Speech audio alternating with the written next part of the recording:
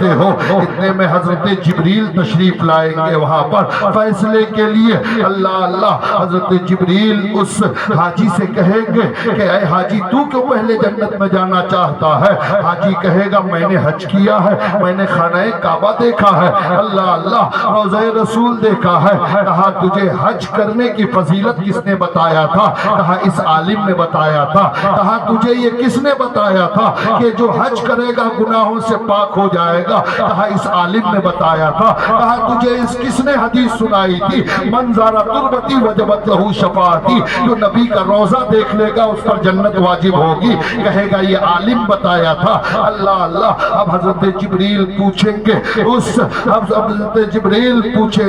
اس سخی سے اے سخی تو نے اللہ کے راستے میں مال دیا تھا تو مال قربان کرنے کی فضیلت کس نے تجھے بتائی تھی؟ کہا عالم نے بتایا تھا۔ اللہ اللہ، اب حضرت جبریل اس مجاہد سے پوچھیں گے اے مجاہد گردن کٹانے کی فضیلت خدا کے راستے میں کس نے بتایا تھا؟ کہا میری مسجد کا امام جمعہ کی تقریر میں بتایا تھا کہ اللہ کے راستے میں گردن کٹاؤ گے تو جنت ملے گی۔ اللہ اکبر۔ اب حضرت جبریل فرماتے ہیں کہ جس کے کہنے پر تجھ نے شہادت حاصل کی، جس کے کہنے پر تو نے اپنی دولت لٹائی، جس کے بتانے پر تو نے حج جیسی عظیم نعمت حاصل کیا، پہلے اس کا حق ہے کہ وہ جنت میں جائے۔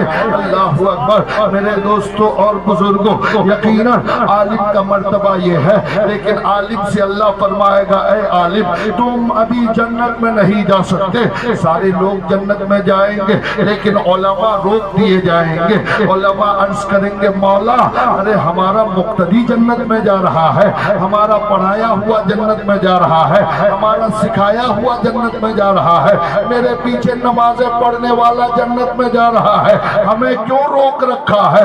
تو اللہ فرمائے گا اے عالموں تمہارے لیے جنت تو ہے لیکن میں نے تمہیں اس لیے روکا ہے کہ آج انبیاء کے صدقے میں تم جس کا ہاتھ پکڑ کر میری بارگاہ میں سفارش کرو گے، میں تمہاری سفارش کی وجہ سے اس کو جنت عطا کر دوں گا۔ نعرہ تکبیر، نعرہ رسالت، مسلک اعلی حضرت، فیضان اعلی حضرت، برائے ایصال ثواب، برائے ایصال ثواب حضرت علامہ گو مولانا مفتی فیروز عالم صاحب مصباحی، نعرہ تکبیر، نعرہ رسالت، سبحان اللہ۔ حضرات محترم، ایک حدیث پاک میں آیا ہے، علامہ جلال الدین سیوطی رحمت اللہ علیہ فرماتے ہیں تفسیر کرتے ہوئے، اور امام قطب الدین رازی علیہ الرحمن نے بھی اپنی تفسیر میں لکھا ہے، بڑی تفصیل کے ساتھ ایک حدیث کی تشریح لکھتے ہیں کہ مسجد نبوی میں ایک دن اللہ کے نبی تشریف لے جاتے ہیں، اور تشریف لے جانے کے بعد اللہ کے نبی صلی اللہ تعالیٰ علیہ وسلم نے دیکھا کہ دو جماعتیں دو طرف مسجد میں بیٹھی ہیں، ایک طرف عبادت کرنے والے نماز پڑھ رہے ہیں اور ایک طرف ایک عالم سویا ہوا ہے۔ حضرات محترم، اللہ کے نبی صلی اللہ علیہ وسلم نے دیکھا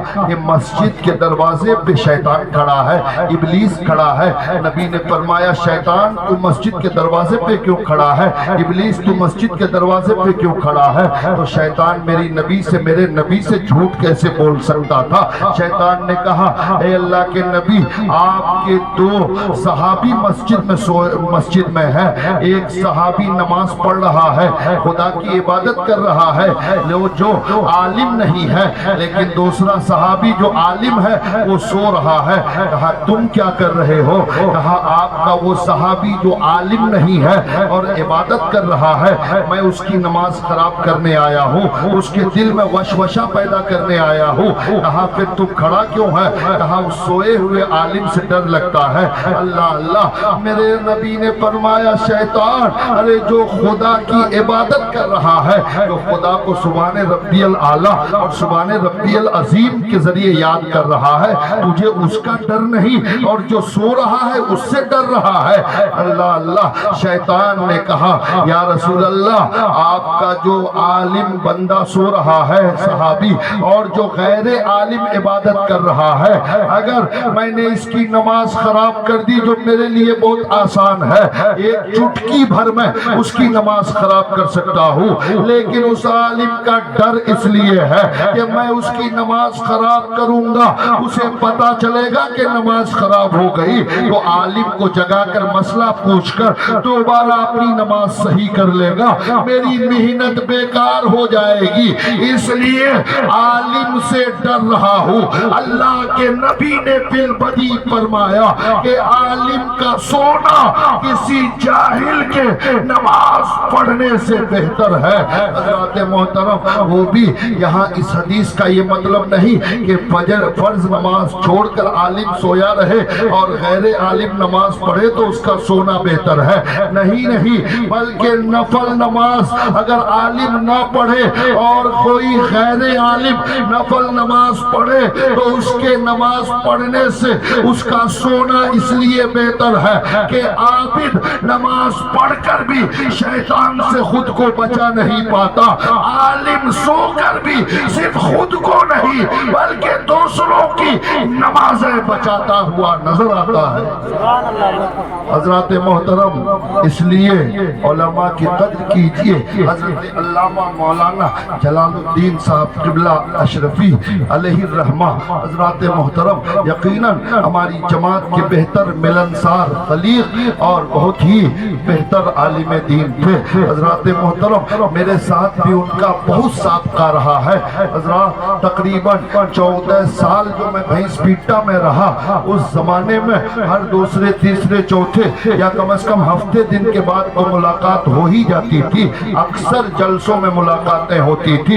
حضرات محترم، دین بتانے والا، دین سکھانے والا، لوگوں کو نماز روزہ حج اور زکوٰۃ کا پابند بنانے والا، یقیناً اس سے بڑی فضیلت اور کیا ہو سکتی ہے۔ اللہ اللہ، دین کا ایک لفظ کسی کو سکھا دے تو اس کا مقام اتنا بلند و بالا ہو جاتا ہے۔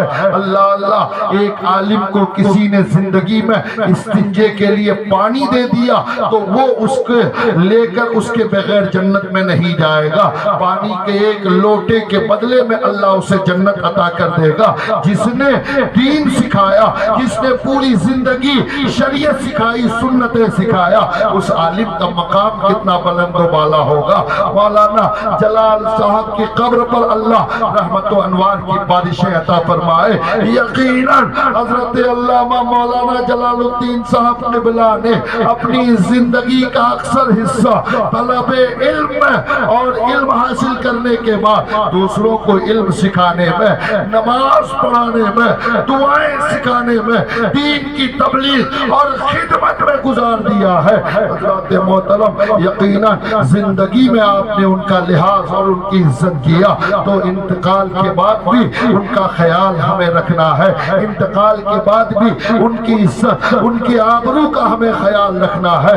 یقیناً عالم، اگر عام آدمی مرنے کے بعد عام آدمی ختم ہو جاتا ہے، لیکن نبی فرماتے ہیں عالم کے مرنے کے بعد بھی اس کا سکھایا ہوا علم جب تک دنیا میں ہے تب تک وہ عالم اپنے علم کی بنیاد پر زندہ رہتا ہے۔ اس لیے مولانا جلال الدین صاحب کا جسم تو قبر کے اندر ہے، لیکن اس کا سکھایا ہوا علم آج بھی اس کو زندگی عطا کیا ہوا ہے، اور قیامت تک اس کا علم اسے زندہ رکھے گا، قیامت تک اس کا علم اسے مرنے نہیں دے گا، آپ کے سینوں سے، آپ کے دلوں سے ان کی یاد جانے نہیں دے گا، اور جانے دینا بھی نہیں چاہیے۔ اللہ رب العزت حضرت علامہ مولانا جلال الدین صاحب قبلہ اشرفی علیہ الرحمہ کے قبر پر انوار و عرفان کی بارشیں عطا فرمائے، اور ان کے علم کے صدقے میں اللہ ان کے مقام و مرتبے کو بلند سے بلند تر فرمائے۔ اب میرے بعد